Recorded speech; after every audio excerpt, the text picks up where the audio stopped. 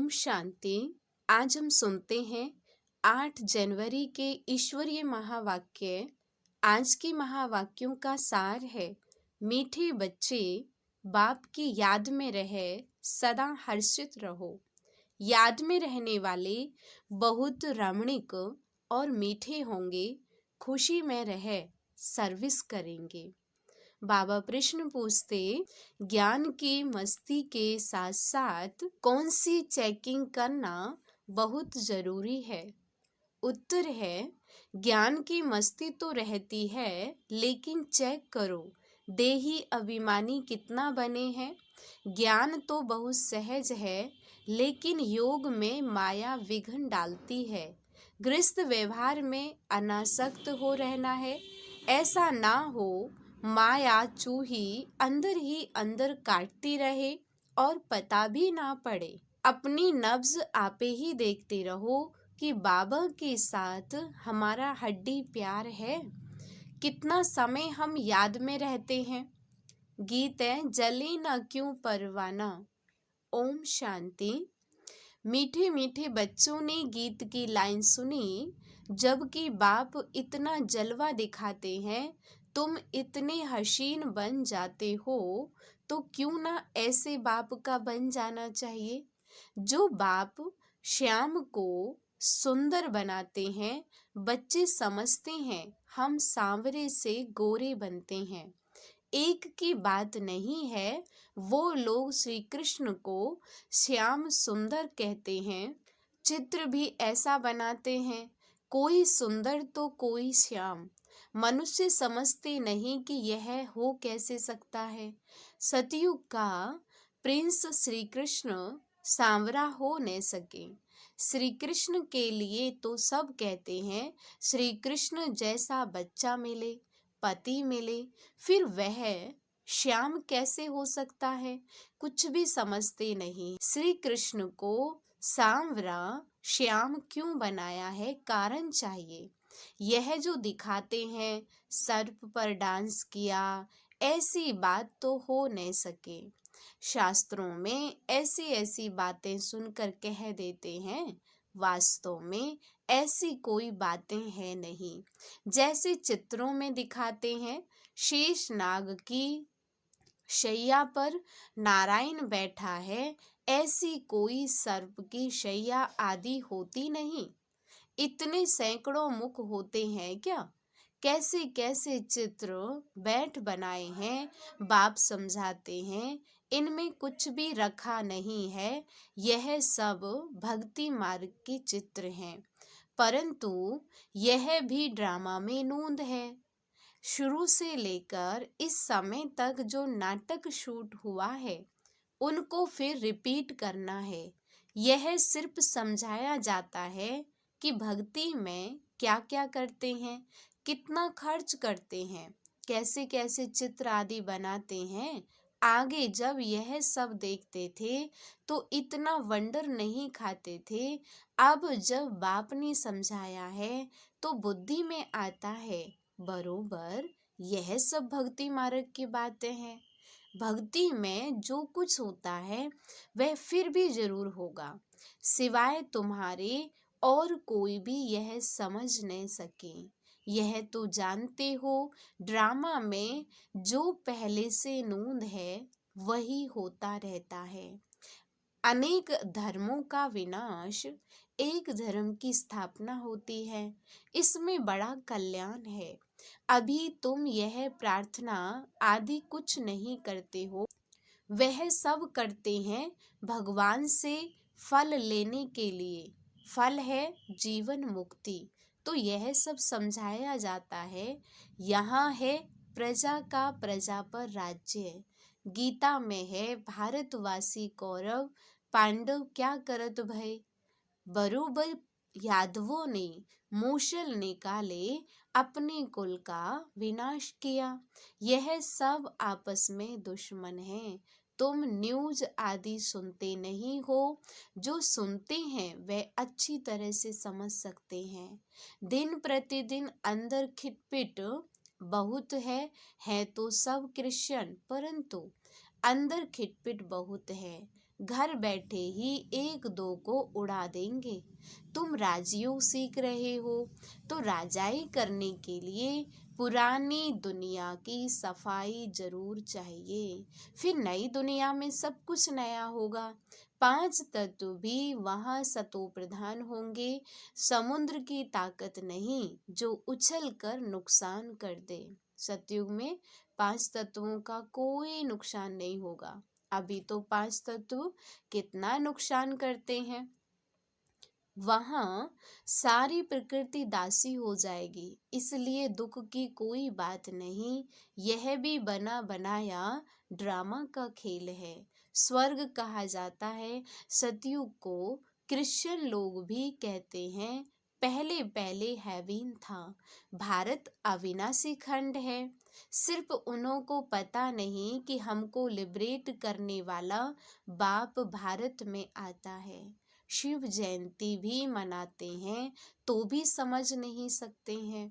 अभी तुम समझाते हो कि भारत में शिव जयंती मनाई जाती है, परंतु शिव बाबा ने भारत में आकर हेवन बनाया है, अब फिर बना रहे हैं।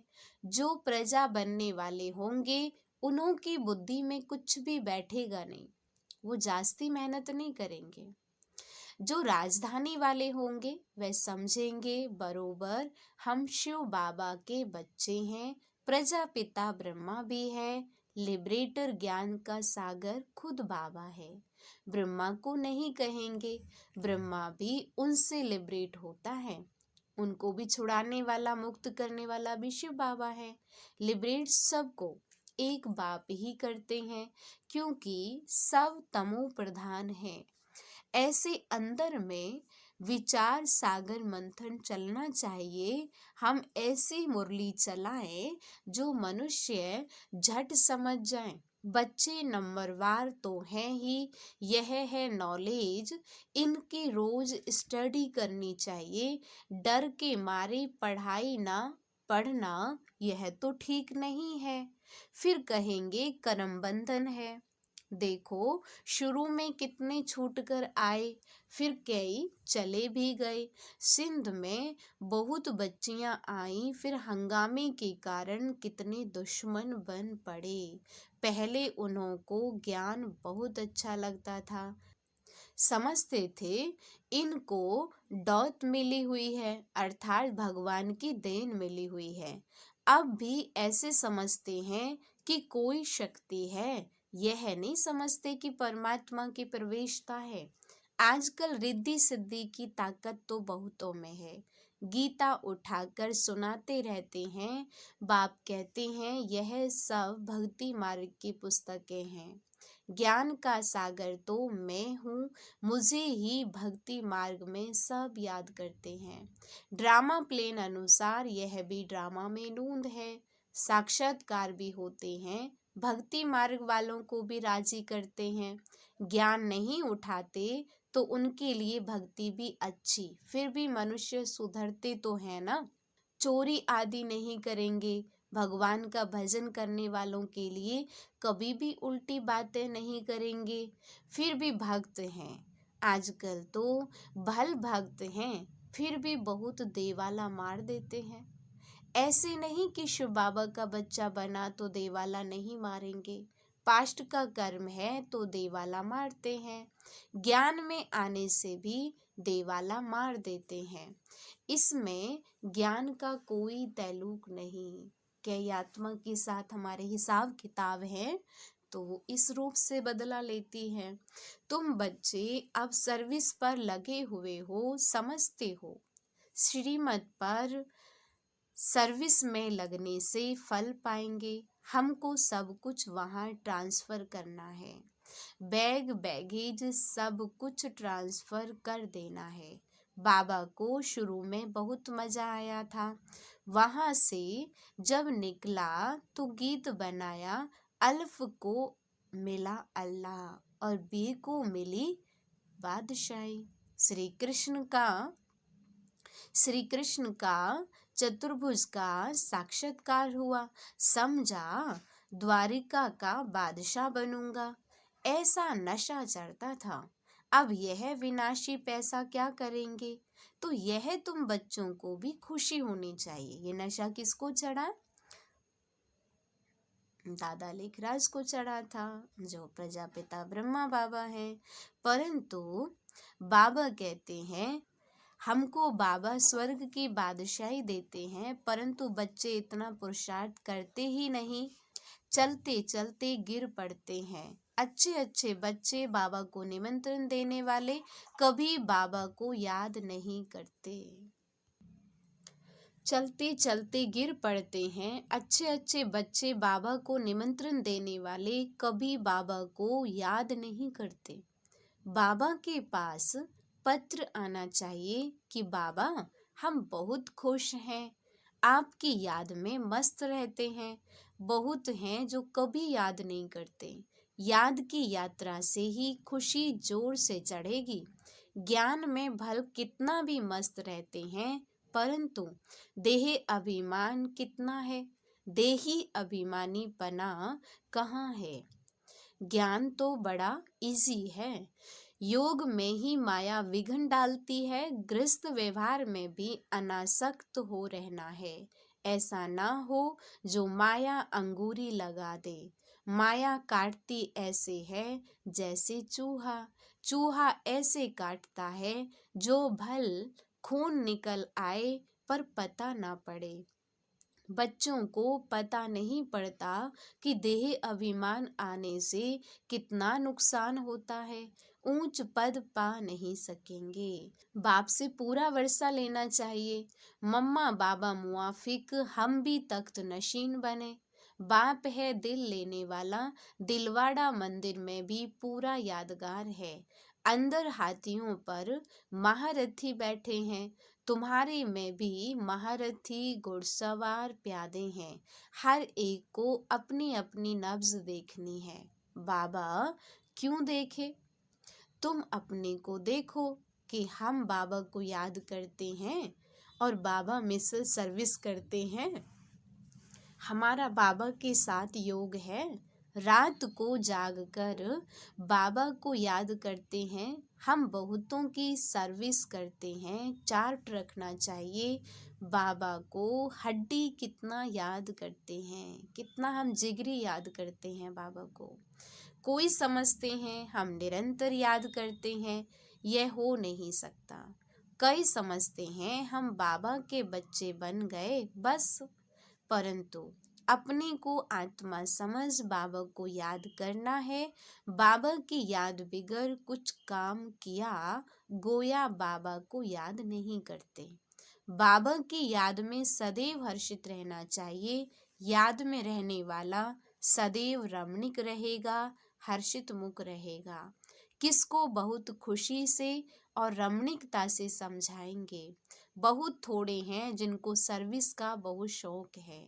चित्रों पर समझाना बहुत सहज है। यह है ऊंचे से ऊंचा भगवान और फिर उनकी रचना। हम सब आत्माएं भाई भाई हैं, ब्रदरहुड है। उन्होंने फादरहुड कह दिया है। पहले शिव बाबा के चित्र पर समझाना है कि यह है सब आत्माओं का बाप परम पिता परमात्मा निराकार। हम आत्मा भी निराकार हैं, भ्रुकुटी के बीच में रहती हैं। शिव बाबा भी स्टार है, परंतु स्टार की पूजा कैसे हो, इसीलिए बड़ा बनाते हैं। बाकी आत्मा कभी 84 लाख जन्म नहीं लेती है। बाप समझाते हैं आत्मा पहले अशरीरी आती है, फिर शरीर धारण कर पाठ बजाती है। सतो प्रधान आत्मा पुनर्जन्म लेते लेते आयरन एज में आ जाती है। बाद में आने वाले तो 84 जन्म नहीं लेंगे। सब तो 84 जन्म ले नहीं सकते। आत्मा ही एक शरीर छोड़ दूसरा लेती है।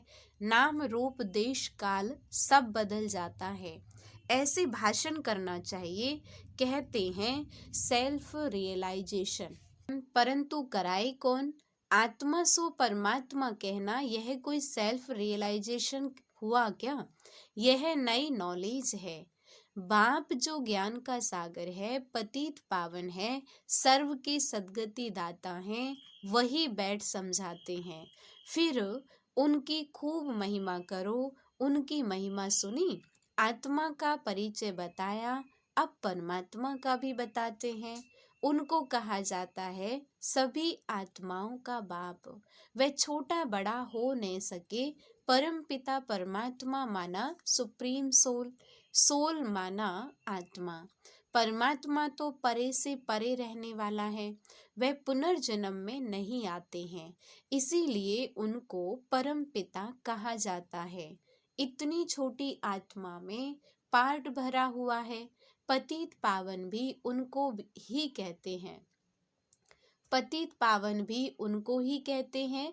उनका नाम हमेशा शिव बाबा है, रुद्र बाबा नहीं कहेंगे। भक्ति मार्ग में अनेक नाम रखे हैं, उनको सभी याद करते हैं कि पतित पावन आकर पावन बनाओ, तो जरूर आना पड़े। वह आते तब हैं जब एक धर्म की स्थापना करनी होती है। आदि सनातन देवी देवता धर्म अभी है कलयुग, ढेर मनुष्य हैं। सतयुग में बहुत थोड़े मनुष्य हैं। गाया भी हुआ है, ब्रह्मा द्वारा स्थापना, शंकर द्वारा विनाश। गीता द्वारा ही आदि सनातन धर्म की स्थापना हुई थी। सिर्फ उसमें भी भूल कर श्री कृष्ण का नाम डाल दिया है। बाबा कहते हैं वह तो पुनर्जन्म में आने वाला है, मैं तो पुनर्जन्म रहित हूँ। बाबा ही समझाते हैं अब जज करो, परम पिता परमात्मा निराकार शिव या श्री कृष्ण। गीता का भगवान कौन? भगवान तो एक को कहा जाता है।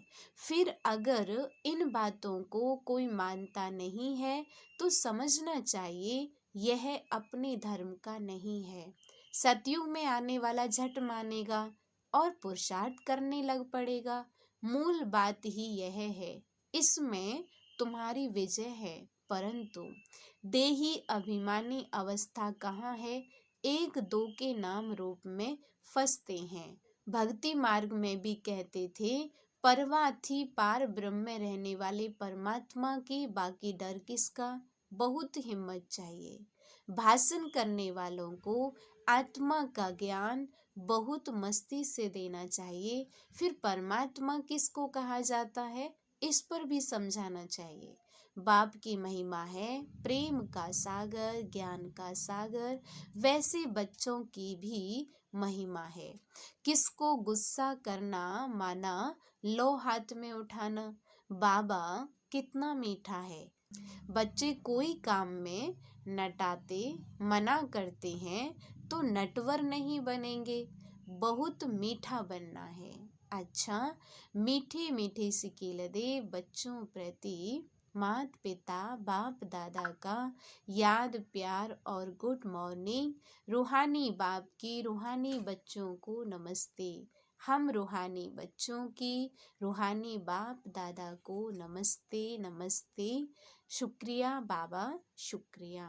धारणा के लिए मुख्य सार है, फर्स्ट पॉइंट है अपना बैग बैगेज सब ट्रांसफर कर बहुत खुशी और मस्ती में रहना है। मम्मा बाबा समान तख्त नशीन बनना है, जिगरी याद में रहना है। सेकेंड नंबर है किसी के डर से पढ़ाई कभी नहीं छोड़नी है। याद से अपने कर्म बंधन हल्के करने हैं। कभी क्रोध में आकर लो हाथ में नहीं उठाना है। किसी सेवा में ना नहीं करनी है। वरदान है आज का, रॉयल और सिंपल दोनों के बैलेंस से कार्य करने वाले ब्रह्मा बाप समान भाव। जैसे ब्रह्मा बाप साधारण रहे, ना बहुत ऊंचा ना बहुत नीचा। ब्राह्मणों का आदि से अब तक का यही नियम है कि ना बिल्कुल सादा हो ना बहुत रॉयल हो, बीच का होना चाहिए। अभी साधन बहुत हैं, साधन देने वाले भी हैं, फिर भी कोई भी कार्य करो तो बीच का करो। ऐसा कोई न कहे कि यहाँ तो राजाई ठाठ हो गया है। जितना सिंपल उतना रॉयल, दोनों का बैलेंस हो। स्लोगन है, दूसरों को देखने के बजाय स्वयं को देखो। और याद रखो, जो कर्म हम करेंगे हमें देख और करेंगे।